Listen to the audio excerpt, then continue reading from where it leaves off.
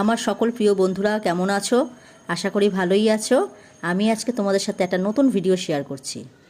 অধ্যয়ন কোচিং সেন্টারের পক্ষ থেকে সরস্বতী পুজো উপলক্ষে প্রসাদ বিতরণের অনুষ্ঠান হয়েছিল এবং সেই অনুষ্ঠানে আমি সকলকে প্রসাদ বিতরণ করতে পেরে খুবই আনন্দিত হয়েছিলাম।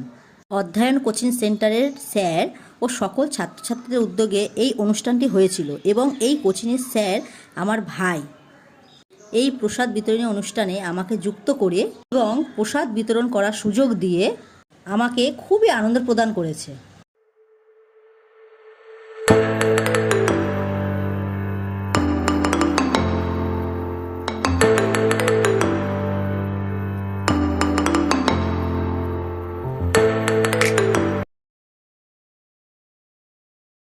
সাধারণ মানুষদের প্রসাদ বিতরণ করতে পেরে যে আনন্দটা পাওয়া যায় সেটা কিন্তু আর অন্য কিছুতে পাওয়া যায় না।